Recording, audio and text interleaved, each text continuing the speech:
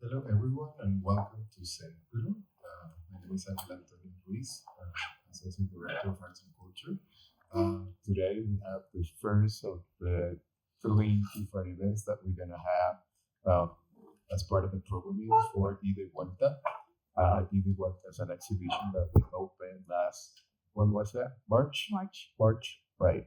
And it's just been extended until December 16th. It's been an incredible opportunity to engage with the community, with the Puerto Rican artists, with students, and with everyone that passed through and they see that there's something here and they feel like they should come in. So today we have the pleasure to have here with us Quintín Rivera and José Ortiz Pagán, two Puerto Rican artists. Quintín did some studies here at Hunter, so he's a Hunter alumni. Jose is living in Philadelphia right now. So this is one of Jose's pieces. The other one's right there, and Quintin's pieces. There's one there, one at the beginning of the exhibition, and the very last one. So joining us today is Glorimar Garcia. Glorimar is our new art researcher at CENTRO. She's going to be conducting, the introduction and some questions. But this is a very intimate conversation, so you're all welcome to chime in to, enjoy and participate in this intimate conversation that we have today with these two artists. So welcome to CENTRO. Enjoy the evening. And there's some snacks and drinks out there, so feel free to also go and get some. All right. Hi everyone, as you said, my name is Glorimar Garcia, art researcher at CENTRO, and I'll be primarily just facilitating the conversation between these two amazing artists. As the title of the program is Metaphors of the Diasporic Experience, I wanted to start first with migration and then get into the diasporic experience. So to both of you, and either one of you can answer first, I wanted to bring up the fact that migration is an ever-present experience. It's not just a one-direction trip and an ongoing experience. So I wanted you both to discuss your personal experiences with migration. Jose, you came and stayed. Quintín, you moved back and forth and abroad. And what were your experiences, but also your expectations for the migration for both of you? I'll let Jose begin. That was very good. Thank you so much, and thank you for having us tonight. Can you hear me well? Very close. Good fucking stuff. Very close. Like I was doing. So it was quite a fragmented experience in my case, right? I think the first time that I decided to move to Philadelphia, which is one of the places that I'm based, it was because of my master's, right? And I think it was quite different, when you go to study elsewhere, you go with this like specific plan that lasts for like 1 or 2 years. At the time that I left Puerto Rico, things were already getting pretty dire. The economy had just crashed. So I was also, seeking like some fresh air, some new things. And also, at the same time that was happening, right, I was looking around Puerto Rico, and many of the galleries that I knew were there were closed, right? It was like 60% of the galleries suddenly disappeared, right? Like was being represented, and suddenly the street art galleries will disappear, right? A couple of museums had opened, and then they were closing. So it was a time that was kind of difficult also to be an artist. So I went in my master, lived in Philly for 1 year. Didn't know anyone. Philadelphia's the fourth largest city in the United States, so the situation of the city also was, challenging in many different ways. I remember that I was doing this kind of work in Puerto Rico, and I said, like, I'm traveling with all of these ideas, and when I moved to Philly, specifically North Philadelphia, like the reality was different. I lived in Italy 1 year, but then I came back and said, like, what now? What do I do? Do I go back to Puerto Rico? And I think that was the time that I started like feeling that it was more serious.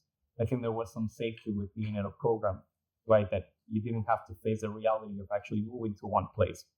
And I went back that summer to Puerto Rico and stayed like 2 months. But after 2 months, I was like, there's really not much. And also, things are really challenging in Puerto Rico.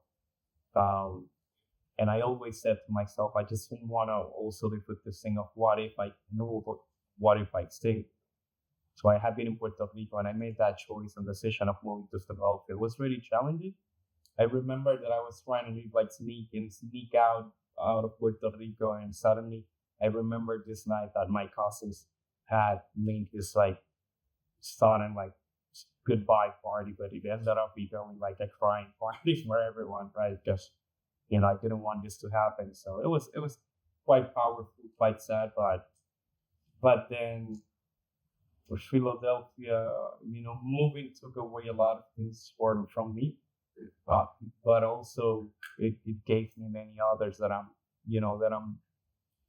I treasure, right? It gave me this other like chosen family that I have of people that are, always taking care of each other, which I think gave me that thing that I lost because my family, we're 21 cousins, line uncles and aunties, and they are all together. So I left that, and I was lucky to get that in Philly, but at the same time, with it is always a challenge. You're okay. So yes, so thank you again. I want to say that it's amazing that even though you went through this trauma, you're still here. And perhaps that's kind of the word that I would start, using to have this conversation, because sometimes it's rather simple to idealize what the experience is going to be. But once you actually relocate, it's amazingly traumatic. If moving from, one home to another, moving from one culture to the next is, it's a, life-changing experience. I compare it to the idea of, paradise lost, right? All of a sudden you feel that you're going to be empowered. You think that you're going to become a better professional, that resources are going to be, more abundant. And we had this conversation online, right? That we do experience different kinds of challenges, but life is challenging anywhere, right? So I think in my case, of course, the first time I moved abroad, it had to do with trying the experience of an exchange program between the University of Puerto Rico and Hunter College. And of course, I was overwhelmed. I was impressed. I was 19 when I moved to New York, and everything was new.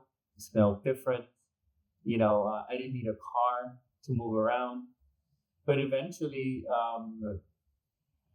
it was very hard. And I don't think it was just because it was New York. I think life is hard, period, and so you have to manage a different set of problems,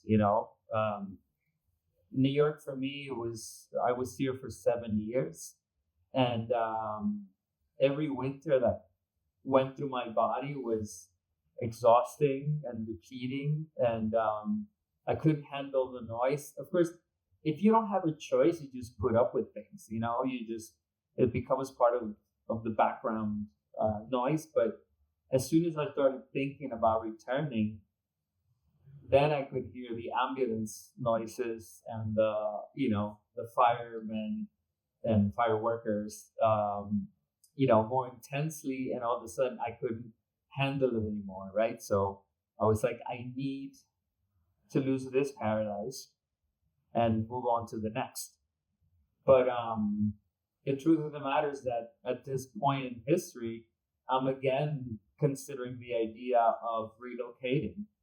I am, for the third time in my life, considering, well, what happens if I come back to the US? Will my conditions improve? Will I have a better, art career? And I don't know. Sometimes you just have to keep navigating the, open ocean, and maybe it doesn't get easier. But to add to that, It's more of a gamble. it is again. And it's also, there's like that phrase, right, of like, once you leave, you belong to the airplane, right? That's like one thing that kept like coming back. And then it's this question, it's like, where do you even go back to?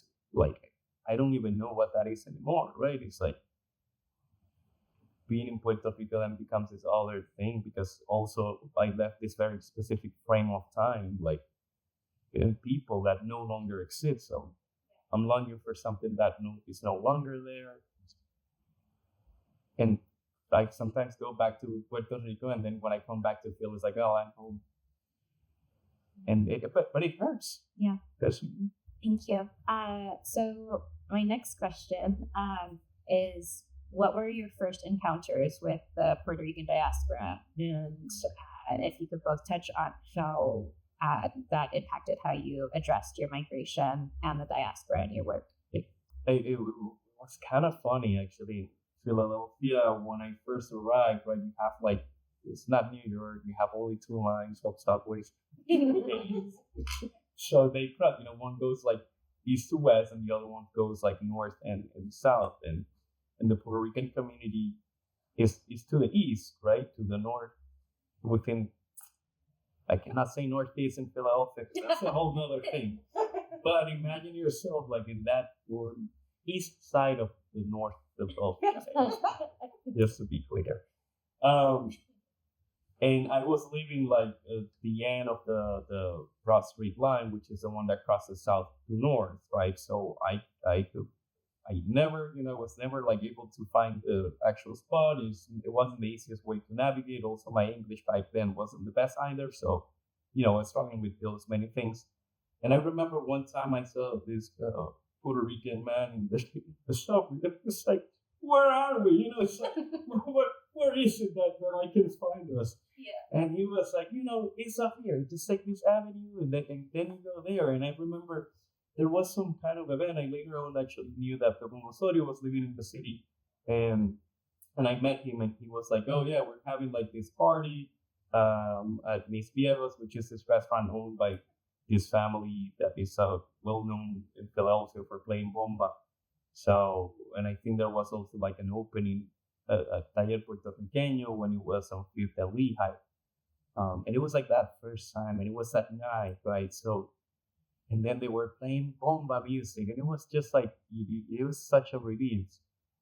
And, and at the same time, like, it also gave me a better understanding of what people were also going through. I also didn't want to romanticize the fact that, it's a very disinvested community that was redlined, that, had, that they still have going through many, many, many different challenges. So it's like also that bittersweet moment on which, finally here and I found you. And I remember I was with a Canadian friend. We even went to this bar in the middle of nowhere late at night, and we were the happiest people. But at the same time, it's like this, like, again, bittersweet moment of like, this is what it is, right? This is what we have to go to. It's like I started thinking about this concept of the pilgrimage, right?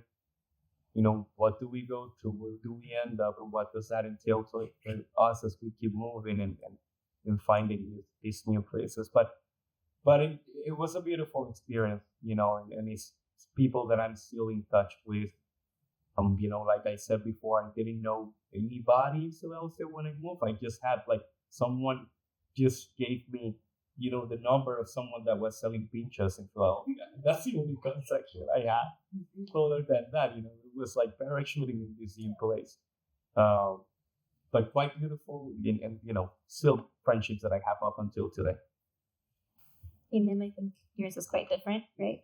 Yeah, well, when we had our previous conversation, we talked about the Puerto Rican Day Parade. Yes.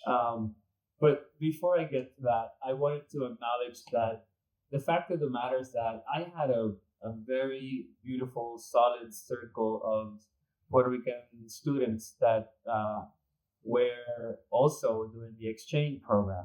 And so in that sense, I have to say that we were very, I would say, adamant. We were very forward with gathering, of trying to find a safe circle, away from home. And so I remember that it was very important for us we would go salsa dancing on Sunday nights. I don't even remember where it was. It was like this Mexican restaurant that turned into a salsa club only on Sunday nights.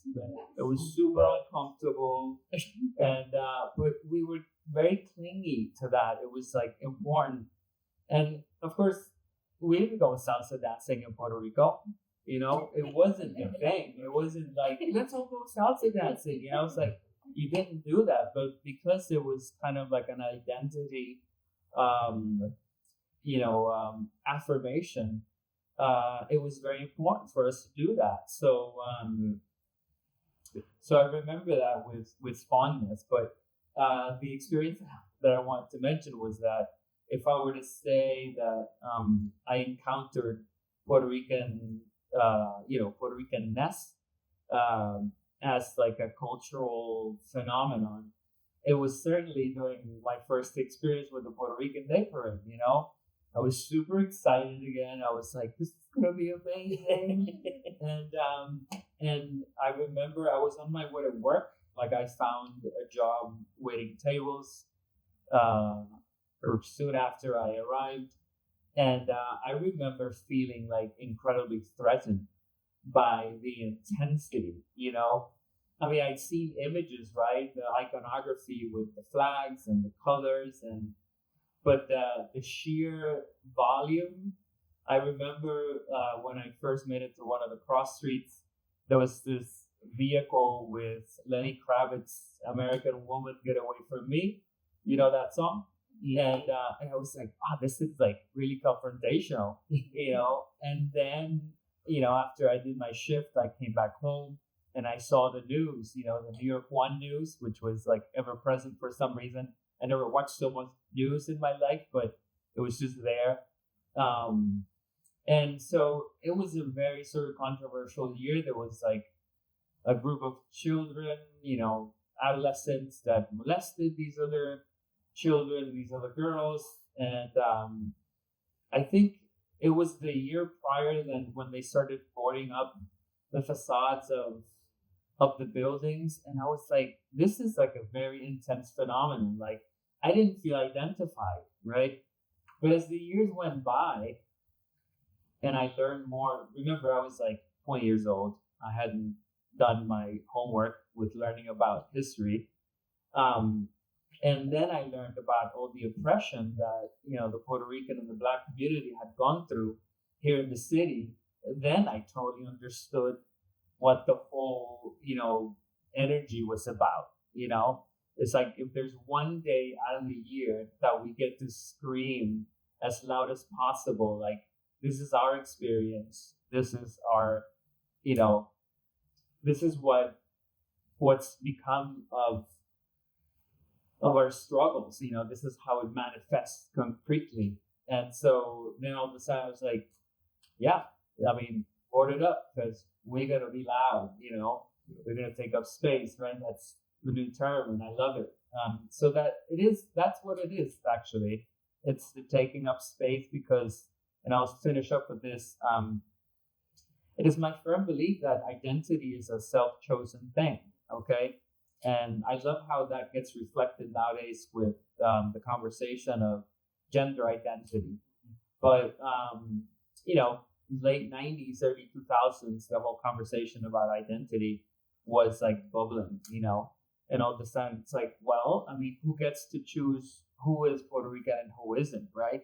Which is a very sort of confusing conversation, right? Like some people get discarded because they speak or not the language, which is weird because Spanish is also an oppressive language that we learn, So there's so many layers that so who gets to say who is included and who is not, right? So in the end, it's like I think it's a self-chosen thing.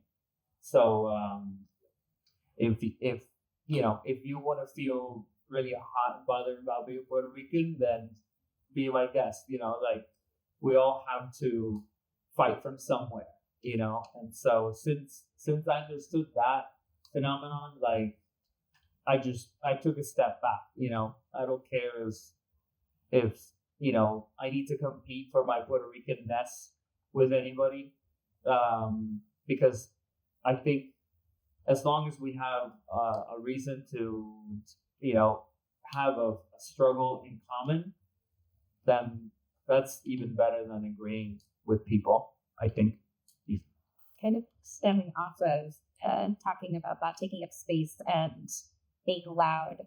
Jose, in your artist video for Eli Vuelta, which is like a really short sound bite, you mentioned that when you were still in Puerto Rico, the work was gritando, or screaming, which I found to be a really powerful descriptor. How would you describe your work after migration and after your experience interacting with the diaspora? If it was screaming then what would you say now? Yeah, that's a good question, and one that also refreshes the video. It was so long ago that it gives us like a really good amount of time to reflect on that. And at the time that I was working in Puerto Rico, I was engaging myself in like a lot of like street art that was very political in nature, right? Often was speaking about things that range from war, right? The war in Iraq had started when I was starting college, so that became like a really relevant topic in my work. But also, things like the gentrification of Rio Piedras was like starting to be something like that we were recognized. So we were, I remember that at some point there, was this like intentional abandonment of Rio Piedras, right, by politicians and many other people, right? And there were some like, first waves of gentrification by people that were really well known in the local like politics. So I remember me making like this like massive cockroaches, and pasting like buildings. It was kind of fun to even see how people would like even write next to it, like there's a few, like look at this. I remember I got you one that was like quite responsive, and I was like, what the hell? If that would get writing, right? And Conversations. yes, math, and it was like, quite a thing, but also, I was making a lot of work that, Vieques was like, the fight for Vieques was happening. So, like, we felt and we feel that things were really intense at the time. Things were ramping up. The economy was doing bad. Institutions were closing, right? So it was like working to a lot of extent, from a place of desperation, right? Which is kind of funny, right? Because I still work with these topics, and I still, in Hispanic, when you think about desperation and desesperación, which is the opposite of esperanza. And it was kind of funny because before I left Puerto Rico, it was a topic that I started to work with. And to me, the yelling had to stop, because it is powerful, and it worked for me at the time. And I think as, someone that was young, like finally finding this platform to which, you were able to speak out, right? It felt like really powerful, and I had to yell. But also, moving to Philadelphia, and I think I was saying this before, I came with that same rage. I took it on the plane, put it in my suitcase, and said like, I'm going to conquer Philadelphia and tell them, these gringos what I'm all about. And they have to, Puerto Rico's struggle is really important, still is. Don't get me wrong. But it was, the amount of challenges that Philadelphia still have. I was like, wait a second. Imposing myself to this situation is not fair for no one. So I had to like you said, take a step back and really rethink that. And also, at the time that I was moving, right, I had this year that I was able to go and live in Rome, Italy, for 1 year. And it was the first time that I was able to, not that they don't have problems, but it was the first time that I was able to be out of that colonial system.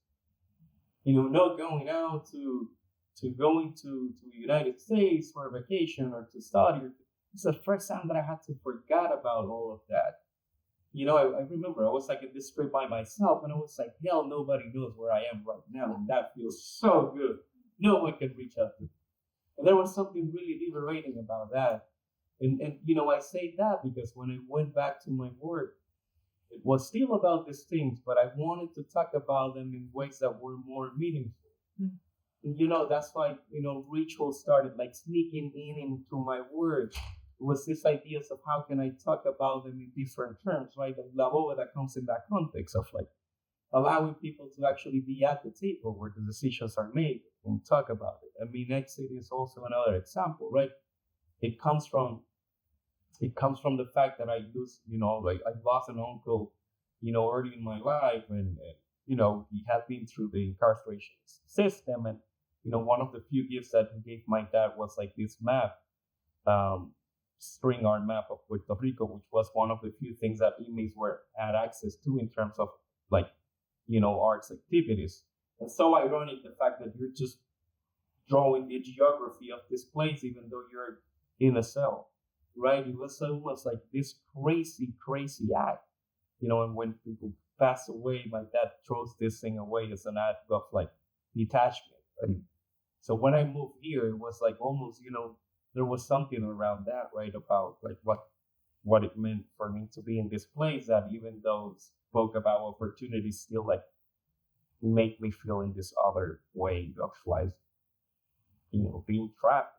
So it's like in those first years, like also came with depression. So that later on you understand, but a lot of it had to do with that change, in how I was seeing life, right? Understanding that the world is not easy. Like you said, you have to come to terms with that. So it became that, and I think that as time has progressed, it has become more and more about allowing time to be part of this process.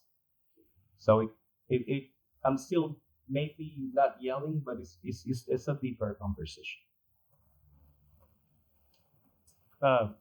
Wait. So about yelling? Yeah. Okay.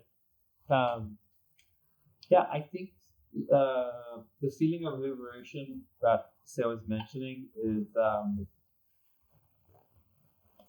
I think it really is a fundamental perception. I keep going back to that idea of perception because, it's easy to feel trapped, but I don't think that feeling comes from an actual geographical experience. I think it's perceptual, At one point I started measuring and comparing measurements. So if New York is the biggest city in the world, how come Manhattan is 10 times smaller than Puerto Rico, right? If you measure by miles. And we were talking just a minute ago, Long Island is exactly the same square miles as Puerto Rico, right? So, and I always remember this professor saying, well, if you think Puerto Rico is so small, just like step outside and start walking and tell me, how far you can get, right? And so there's one thing to be said about the experience of feeling small and how that comes about with the repeating of, these stigmas that we perpetuate. Certainly, there's so many stigmas that are part of our, heritage that are really demeaning, and they're really, it brings your self-esteem down, like I hate, for example, listening to people say things like Puerto Rican time, which equates to being late, right? So for years now, I've started like reversing the discourse and being like the punctuality of Puerto Ricans is like pristine, like I emphasize that while I've been teaching, so the idea of like reconceptualizing what the general discourse is very important, But anyway, so the first time, you go abroad, all of a sudden you feel the liberation of, not being trapped. How many times have I heard myself say like, "Pat carajo Puerto Rico," I'm getting out of here. I need to get out of here. But honestly, I think really it stems from like a mix of like infrastructural oppression, and that manifests in very specific things, like, and I like going to practical examples because they really do have an effect on your psychology. Like driving through a street full of potholes and having to memorize the highway so you don't or severely damage your car is a form of oppressive experience. Like I have to be on the lookout every day just to get to work. And so then you come to places that infrastructure really functions, and then you're like, oh, it's so simple. There's a park, people go and recreate and have fun and have picnics, and it's for free, and this is what we should do in Puerto Rico. But you try going to have a picnic in a park in Puerto Rico, and it's really difficult just to get to it, to pay for the parking, to find the parking, to deal with the temperature. There are all these other factors that when you go abroad and you change your problems, then all of a sudden it's like, oh, that's how it works. It's so simple. That's the way it works. So how did my work change? Well, I think that while I've been abroad, my problems and my artwork reflects the problems of my immediacy. So, but when you go back to Puerto Rico, you have this feeling of urgency and this feeling of, systemic, non-functionality, that the work needs to become alarmist. The work needs to talk about Marisa. So you do have to you have to reflect your immediacy, So I think getting older is one thing, right? So then I don't feel as rebellious as I used to. But the work, while being in a context where there's an urgency, needs to reflect the urgency. I'll leave it at that. Okay. Yep. I just wanted to get into the specifics of the work a little bit. I'll start with you, Quintín, with the grass is greener that has had a few different iterations: 2006, 2017, 2023. And I think this is the first time it's been shown in this gallery setting. You also told me about another iteration. And for José, you also have shifted and changed these works, like another iteration of La Bóveda.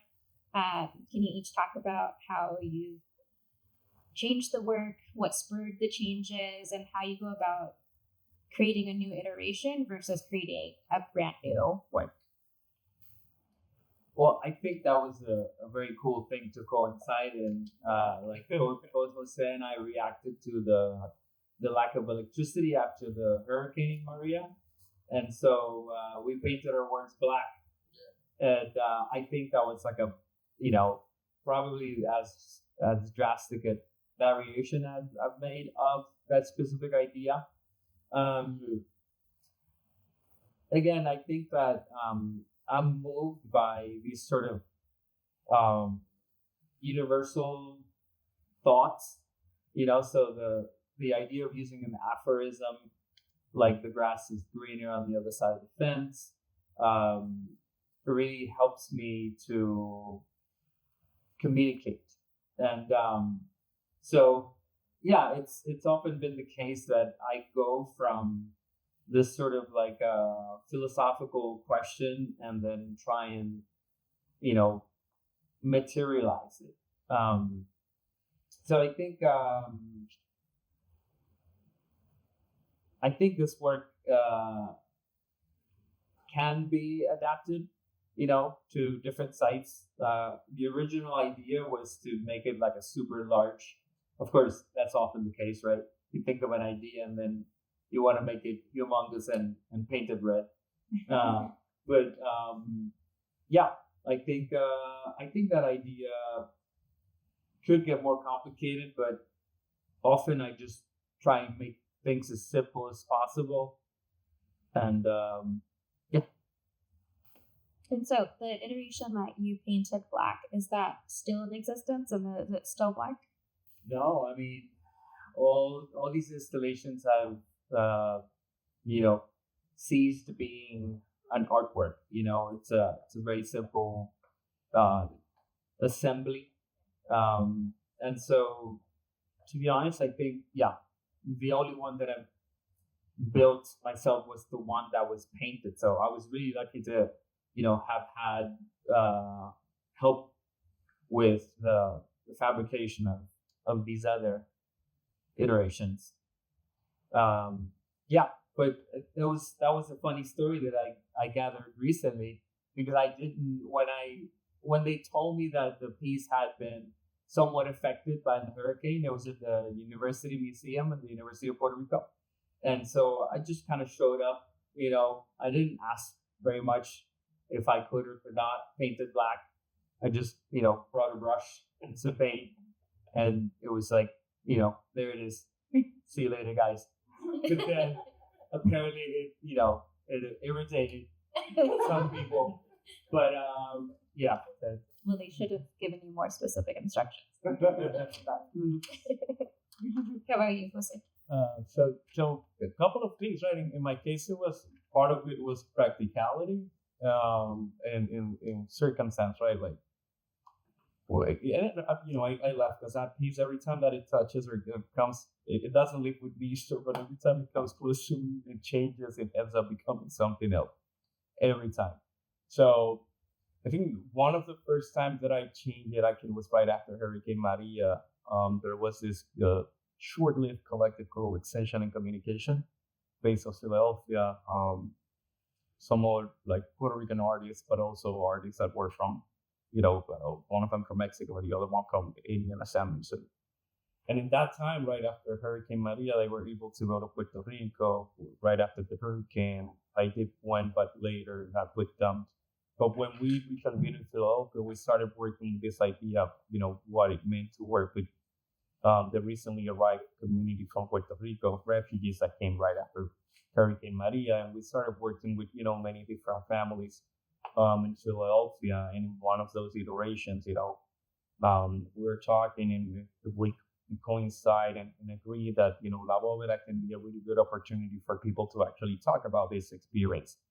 And in that case, right, the original piece was in Puerto Rico. So I was like, you know what, let's just do it in the opposite colors and change some things that also speak a little bit more about the emergency of the situation, right?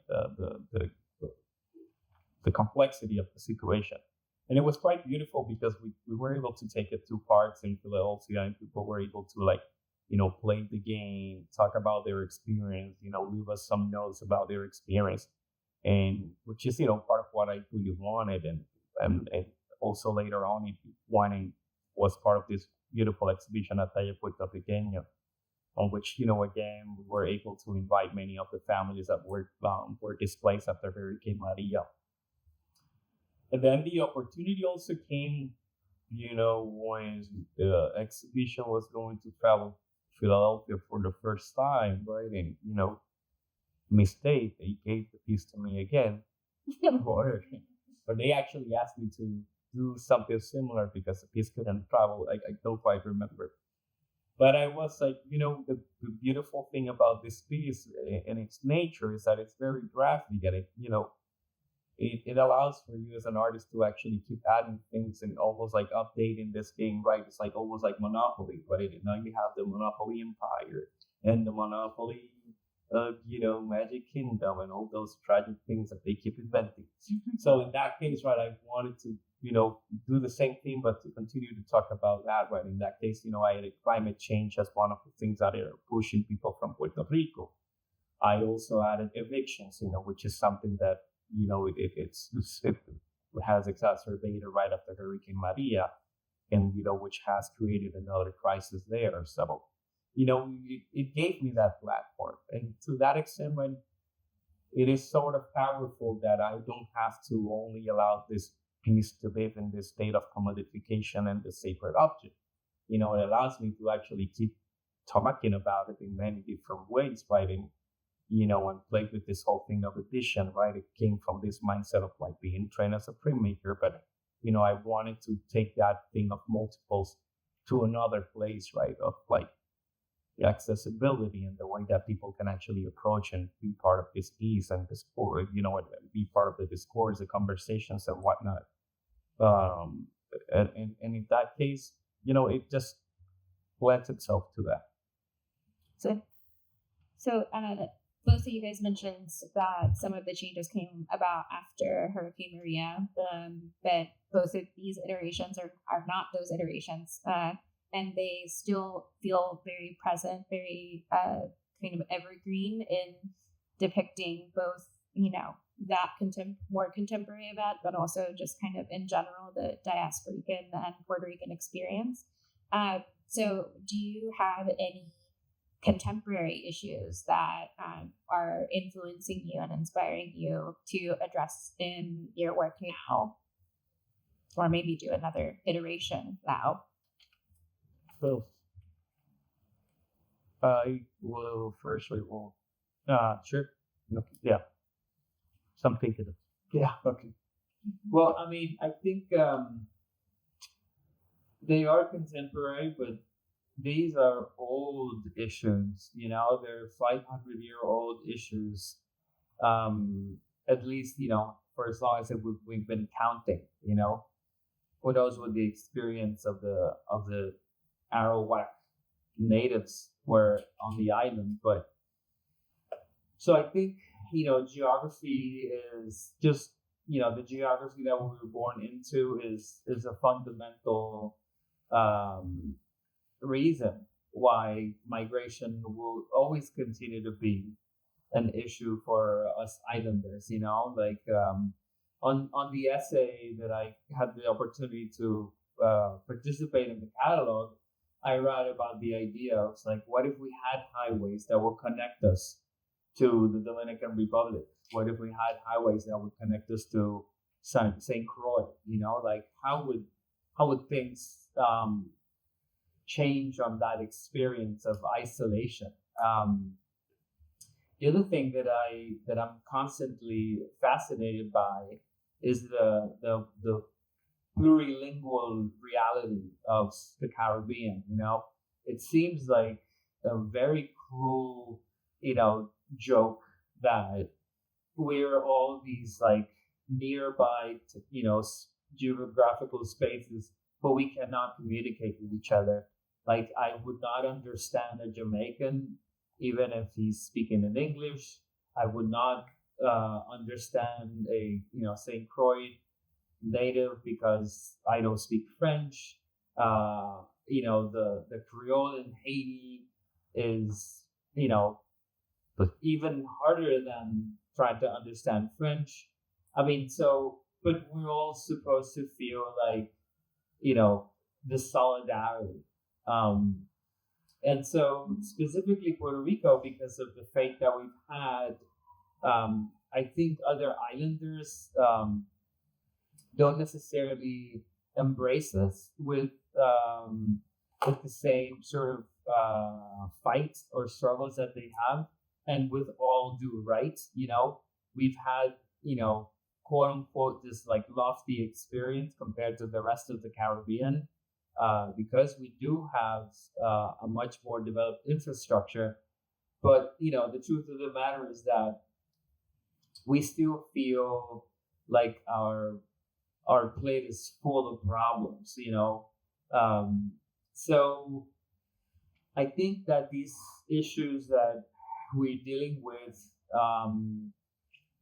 even though they manifest in new, discourses, like right now, the whole Las Playas son del Pueblo, the beaches are for the people.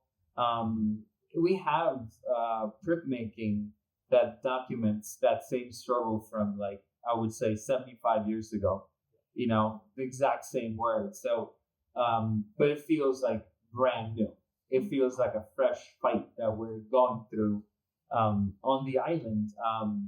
So I don't know. That's why I find it fascinating to learn that our struggle is not new at all.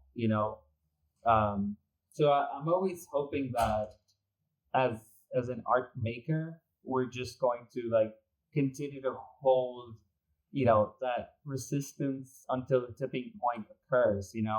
Tipping points do happen, and so we just need to continue to do our part.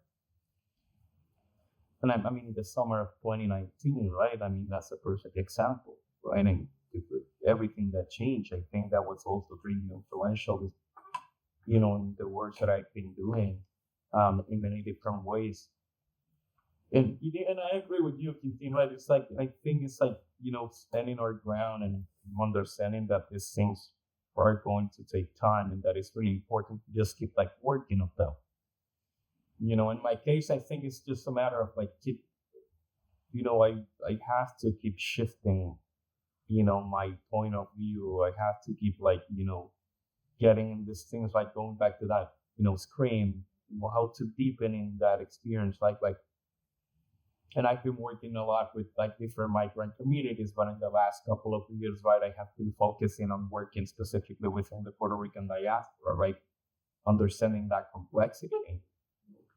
In many ways, I have always said that it's like a journey to understand the complexity of myself, right? From that experience, I think it is really relevant and really important in my own process, right, of thinking. But most importantly, how do we keep facilitating those conversations, whatever that is, right? All of that started like allowing me to engage in this idea of ritual and exit before I knew it. Nowadays, it's something that I fully go intentionally to be like. So, I'm engaging people. I'm really curious about the power of imagination and, what the role that it can play in liberation at the end of the day, right?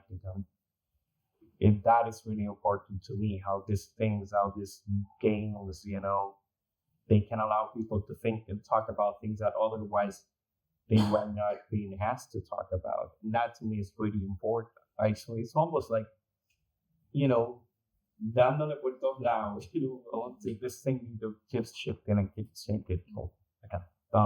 Hopefully they don't send that back to me again, because I'll get better.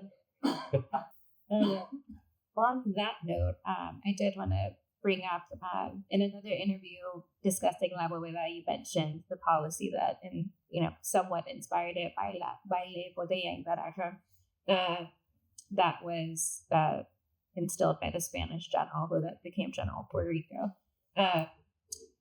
I wanted to ask if you incorporate the other two into your work, and what role game plays in general across your work. Yeah, that's a really good question.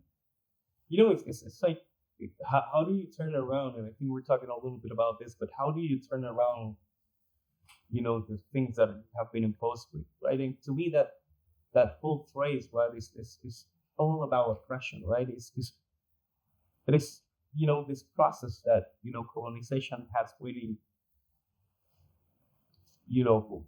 has perfected, right? Of like, demoralizing yourself, like evaluating your experience, right? And that phrase to me has always, been insulting in many ways. And it's just like the worst ethic play and system that you can, impose on someone. And it was a way of turning that around, right? It's like, no, this is what it is. It's not the baile botella de papa. It's all the mess that you created with this whole process of colonization, right? It is turned this whole thing of the action of like, thinking about ourselves as these people that are on their palm tree always playing domino, and turning this whole thing about, the power that has been taken away from us, and the decisions that we could have been making as a body of a geography of a group of people or specific community, right? And turning that around. And to me, that was, it was like a subversive act, right? To take this thing that, to some extent we can think about as sacred, right? Like this, like domino table, and actually turn it around, right? And at the time that I was making this piece, I think it was like Fortunio was in power in Puerto Rico, and he was changing this many laws that also were pushing people away, right? It was also this whole thinking and discussion around, our politicians also playing with our futures and playing with our destinies and the ways that we ended up going to for lack of opportunities for, looking for the betterment or the quality of our lives, right? So it was like a whole play on that, right? So instead of a violent, it's this, policeman hitting someone. Those were things that, I was personally going through, people around me were going through, right? And it's not like this, tropical perfect place on which you get to just play, drink, and dance, right? Is actually a very different reality that we have to, go through and suffer and pay the consequences. And most importantly, even though I'm speaking and talking about Puerto Rico, it's the fact that this is this is a reality of the last 500 years, right? And even before that, right, the entire history of the southern part of the globe and how imperialism actually has perpetuated the same realities all across the place, right? So, how do we see even that in other places? People crossing, the southern border of the United States, all down in the Mediterranean, right? In the States, being displaced by the realities of being part of the colonial system. So it was like a little desert visa from Rivera. So, Yeah, it's fascinating when you get to see yourself in other cultures' mirror and find that it can be insanely similar. Yeah. And countries that are like I went to school with a Taiwanese person, and when he was telling me what his experience was, I was like, well, you were talking about my country. So this is our experience. And then you learn about Scotland, and I was like, oh well, they also had a similar experience. And there's so many instances throughout the world where you see that there's like a superstructure, right? And these are economic structures. Anyway, I wanted to touch base or touch upon the this image of the lazy Puerto Rican, right? This is something that I was very interested to read about. I got to study a little bit of Antonio S. Pedreira, who was sociologist and professor, sort of that tried to analyze the psychology of islander life. And so he was sort of like stemming from that idea of the lazy islander and all these stereotypes that, it had to do with the weather, and it had to do with like the palm trees and the beauty of the landscape, when in reality, it really didn't have anything to do with how beautiful the landscape was. Like, when you have to be a hard worker, you are a hard worker, But this is something that I experienced because I worked in construction at some point, not too far away in the past, but I remember and experiencing all the weird dynamics that continue to exist in, for example, these kind of like labor environments, such as like racism that is super present in construction, and I experienced that both in Rhode Island and in Puerto Rico. But anyway, I remember my boss saying at some point that it had to do when a worker. So there was this crazy. I mean, I don't know if it's so crazy, but there was this thing that happened that as soon as you weren't looking at a worker, they would sit down, right? And so that was something that was a fastidious issue. It's like you have to supervise, you have to continually supervise. And it was like, so, but why? Why does this happen? And my boss, I remember this was kind of shocking. It was like, it's dignity. People will sit down and stop working because this line of work is oppressive, and it's degrading, and it's depressing, like something that I remember distinctly was that I was always dirty. Like I lived, the majority of the day in like all sorts of weird forms of dirt, and so all of a sudden it's like, you know what, like this is the only moment that I have to stand up for myself, which is when my boss is not looking at me. So I'm going to sit down and not work, and so again, sort of that sort of like reverse realization that I described when I was mentioning about the Puerto Rican Day Parade, it was like, oh, well, it's not because they're lazy. It's because like this is a shitty job, and it's the conditions are really terrible,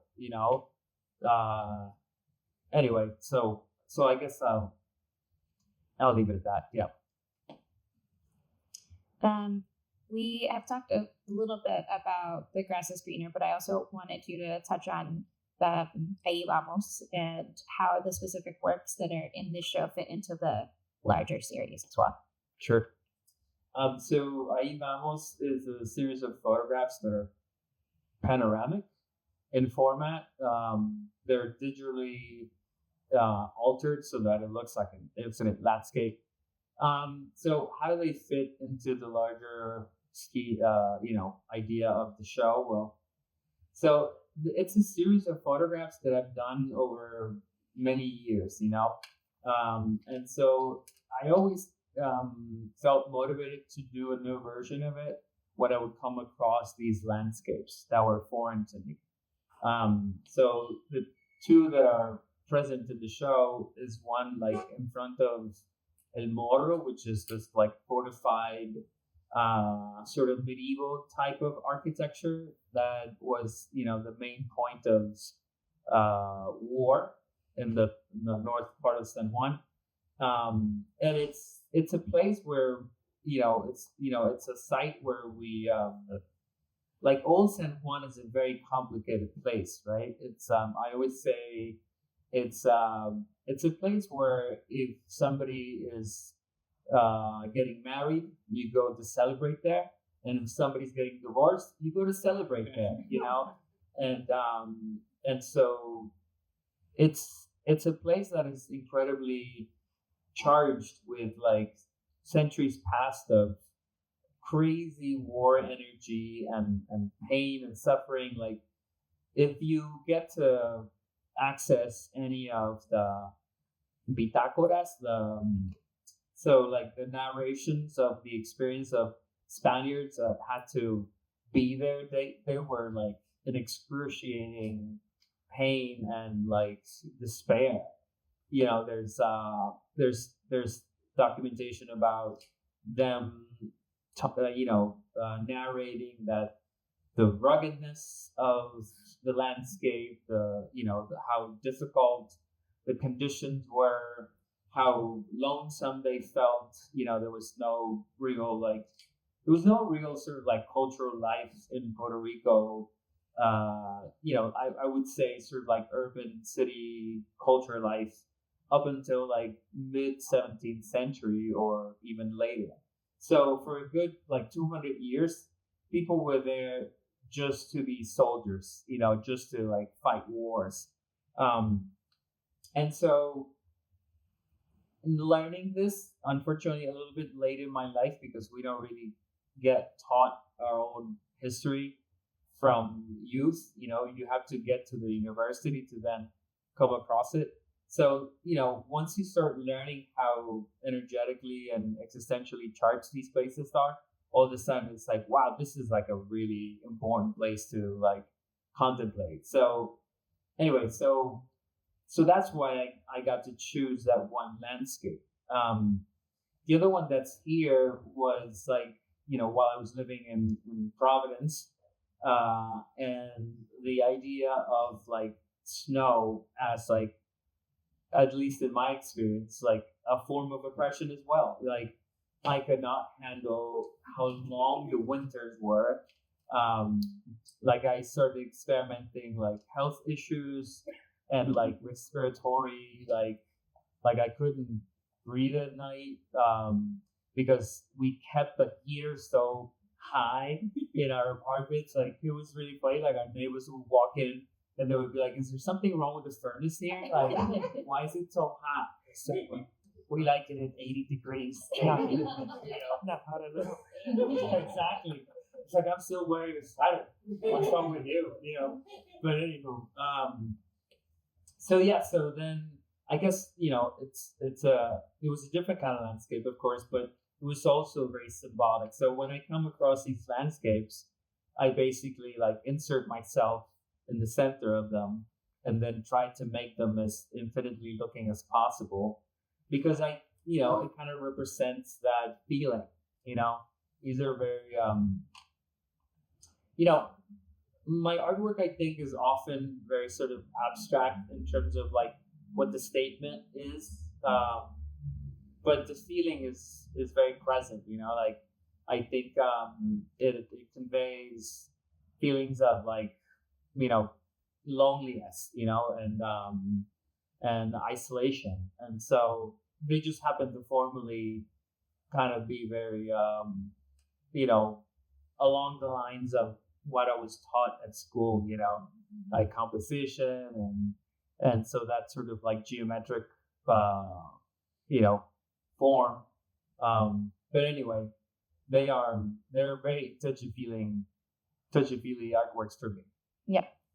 Can you talk a little bit about the figure as well? So in addition to the landscapes, the figures are kind of quite different, and each one kind of like contrapposto, like contemplating, looking at the wall, and the other one kind of in neck without on the floor, like is tight. How do you go about posing the figure, thinking about how the figure interacts in really kind of endless landscape? Well, I mean, it's they're self portraits. I'm the figure in all these photographs, and so self portraiture is like one of the oldest traditions of art making. But I guess my participation there is to try and, like, at one point actually I thought that I could somehow convey, like, through my body, like the idea of universality, and of course these works are almost 20 years old now, and so the whole revolution of like feeling represented hadn't become part of the larger discourse. We were also talking about this yesterday because I've been watching, like, I never even knew who David Beckham was, but now I saw the documentary. It's like, oh my God, I feel so identified with him. It's like, I never even kicked a soccer ball in my life, but it has to do with the fact that he was a white-looking person, and I wasn't aware that, I would feel identified or not with the imagery that I was consuming based on their physiognomy, So anyway, so going back to the artwork, and recently when I've been trying to do self-portraiture, I've been trying to erase my body, because I'm still concerned with these like universal meeting places or meeting points. But now I understand that, unfortunately, not everybody's going to, of course, identify with me necessarily. But I think self-portraiture is very important in that sense, because it's the one chance, I guess, that the artist has to, like, just completely lay bare and be like, this is as vulnerable as I can be. Jose, I wanted to ask one more question before we open up to questions. Both of these works were done in 2015, and they have a little bit of an aspect of positive, negative, because of the color relationship, but also because of the outline of the island. And so, can you speak to the relationship between these two? Were you working on them concurrently, or did one come after each other? And just what the relationship between both of these works are. Yeah, that's a good question. I think at the time that I was working in this series, right, and I think it was like something around cartography, but personally, right, I was at that point on which there was no going back. Right, it's like the decision is made. I had to move. I'm here. This is a new reality. And I was questioning a lot of things, right? One of the first things that I did when I moved to Philadelphia was that I was part of a group called Dream Activist Pennsylvania, and it was a group of dreamers, people that were seeking the naturalization in the United States. And it was the group that I queened the first, and I think I needed that. Most of them were Latinx, and I also was doing a lot of activism in Puerto Rico. So when I moved to Chile, I was like looking for that crowd too. And also as an artist, I was like looking, how I could like support other movements, right? And the new reality that I was into. And, I remember, like I said before, I came from Puerto Rico with this like very specific sets of like ideologies and that had to do with the liberation of Puerto Rico, the student movement in the University of Puerto Rico as well. And when I moved here, I was confronted with this idea of what was privilege in very specific context. Like Puerto Rico has a very particular, reality, colonial realities that cannot be changed right now, right, in terms of understanding what it is. But while I was also that, I was also, dating someone, being with people that did not have that. And it was imposed in Puerto Rico, right? That's very clear, But I also was talking to people that were, leaving everything behind and crossing, the border in places that, they had people dying left and right of them at night without them knowing that or knowing what was going on. In that case, I started like questioning this whole aspect of, right, it was a time of talking about identity in many ways. And I was like also, while I was talking about our situation and my situation, I was also questioning what it meant to have a passport, right? Whereas, many of my friends couldn't go back to their countries and places of origin, right? You had a relative passing away, you couldn't go back to say goodbye. So I think this whole thing of like the geography of the plane contrasted at the same time with these other realities. And it was like, to some extent, writing conceptually, and I think in my within the how I was trying to make peace with all of these changes in my mind, I kind of had to work with it, right? I kind of had to like, dig into this also relationship with being from an island and what did that mean, right? That my borders were not necessarily political, but also were natural in a way that was like beyond ourselves, right? Beyond even the fact that we were a colony. And, it made me question, right? I think I spent those years, making work that was questioning that, later on, I started even creating these geographies that do not exist. Kind of like also questioning that whole question of like, who do I have to carry myself in this very specific identity, and what does that mean in this other very particular something? So I had to start carrying things, or I want, to rephrase that, I had to start carrying things in a very different way. And to me also, these pieces, specifically these two pieces, were like the ones that allowed me to turn that page, right? And start also thinking about other aspects of my reality now in this context of being in the diaspora. Like the word, the pain that I went through, that thing was real. It wasn't that I wanted to be, it was what I was going through. I had to really rip, things from my heart out and, leave them behind, having the capacity to be in with my grandmother as much as I wanted to. Right, so it was a beautiful and painful negotiation with my reality. That's how I see it, right? So I think geographies in that way, most of them were about detaching, right? Most of them are about departing, and that literally was all about it. And yeah, and in that case, it had to be through that language of geography. There you go. Thank you. I'd love to open up to questions now. And should we pass the mic or should we just? Yeah.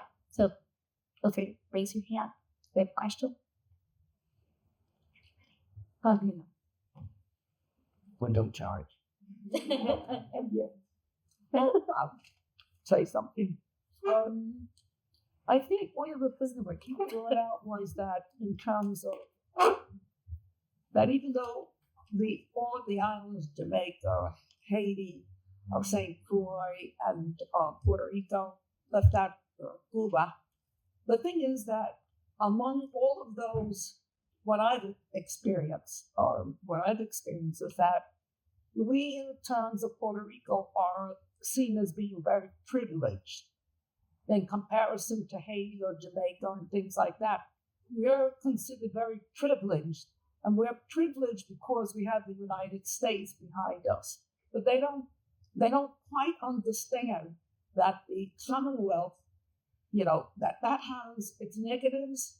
For me, more negatives than positives, but I have to admit that it has positives. It does. And that's a reality that many Puerto Ricans don't really want to accept, that we are seen as being very privileged. And we do have a more advanced infrastructure.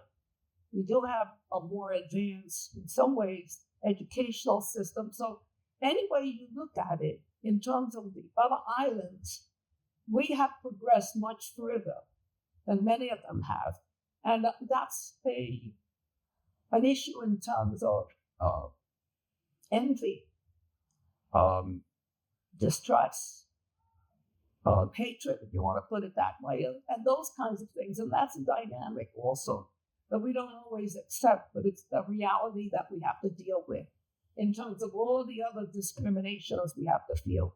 And even though we say that we have a commonwealth in terms of, or a brotherhood in terms of all of us, because there's certainly, there is an aspect of being an island in the Caribbean that we're all in the same boat in many kinds of ways, climate-wise, and just economic-wise, things like that. Somebody else? Anyway, that's basically what I wanted to add. I have some other thoughts, but you're an artist. I'm not an artist. I'm a psychotherapist. So I just deal with people who are artists, musicians, everything else, with their problems. And then you have from a broader perspective in terms of, when you talked about perception. Perception is not only what you perceive, but what's channeled to you to perceive.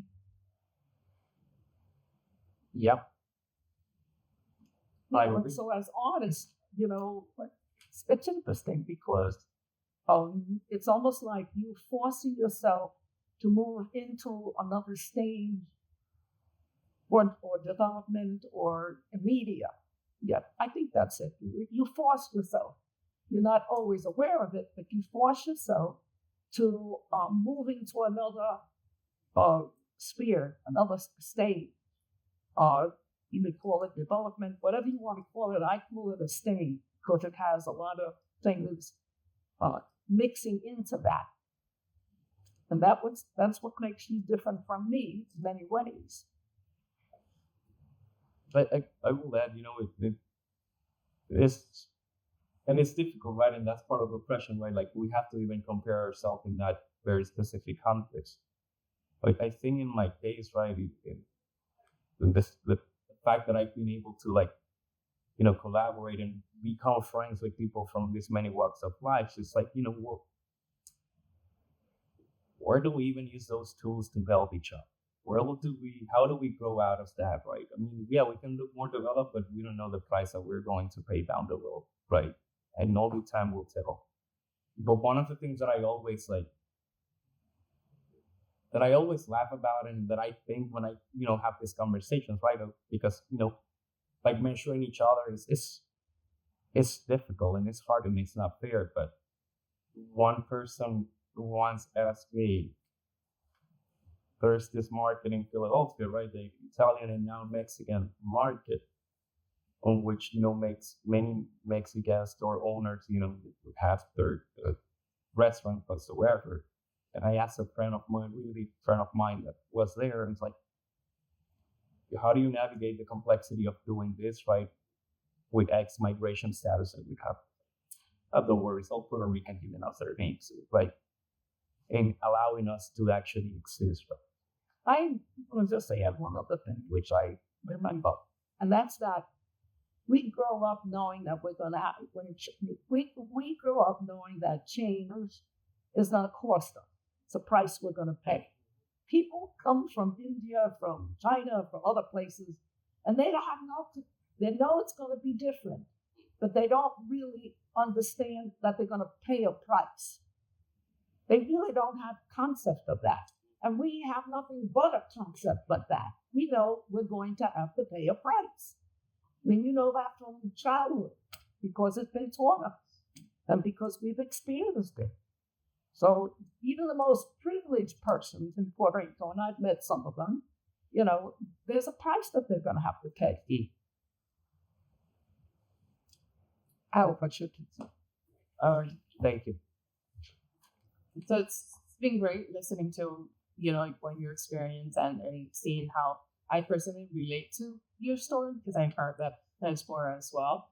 And I just wanted to ask, like, if this applies to you, but after migrating and going through everything that you guys gone through after settling here in the U.S., is there anywhere that you call home? And is that here or? It's both for me.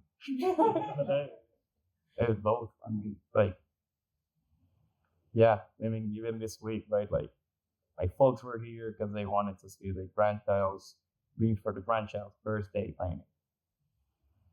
This is her home. She has an ancestral land. I have an ancestral land that is not here because it doesn't nurture me in ways that I have access to when I go back. Right, I will only find that. But it still is home, right? In many other ways, in ways that also maybe I wouldn't have been able to find in Puerto Rico.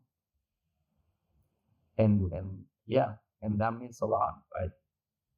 But it's both corners. But it's like something great how you put it back, right? I don't know. But it has to. And I miss Billy when I'm in Puerto Rico, and of course I'm in Puerto Rico every single day. Yeah. Mm-hmm. Well, I mean, in my experience, for me it is very clear where home is. Home is in Caguas. But it is very clear to me because I've put an enormous effort to articulate and believe in a discourse that, to be honest, like I didn't. So I grew up in Caguas where I felt ashamed to be from there. Caguas was dirty, it was crime ridden. It was a very sort of like kind of perhaps people could think of it as a sleeping town, etc. Right? Although if you go a little bit further out from Caguas, then you would understand that other islanders feel that Caguas is the major city next up, and so, but Caguas is always looking at San Juan, and Puerto Rico's looking at New York, right? So it really is like a catch-22, right? It's the serpent biting its tail. It's never going to end. So understanding that, there was this very weird experiment that came through Caguas with the previous governmental administration, which was they developed marketing slogans, like pure and simple as that. It was like a marketing strategy, right? So they started calling Caguas the center and heart of Puerto Rico, right? And I was like, that's a lie. It's like, that is complete bullcrap. Like, nobody believes in that. No, everybody knows that Caguas is the center of nothing. But over the years, that's Plaza. Plaza, right? Plaza es centro de todo, right? interesting. I wonder what the chronology of those two slogans are. But anywho, the thing is that it became an interesting experiment because as people started repeating it, it developed a sense of belonging, which we direly needed, you know, and not just belonging, but actually specificity, right? Well, all of a sudden, I wasn't just Puerto Rican. I was a Cagüeño, right? I was of a specific place, you know, and I think that when you compare that to other cultures, that's something that we were lacking, where I was lacking, you know. So, you know, nationalisms and, you know, the pride of, you know, liberation wars, like all these are very complicated things to think about nowadays because we all understand how it's traversed by patriarchy and all these other oppressive superstructures. But for me, it was very helpful, you know, because, you know, when you're a migrant, the feeling of displacement is like this weird ghost that haunts you all the time. Like I always felt melancholic while I was in New York, specifically, you know, and Rhode Island too.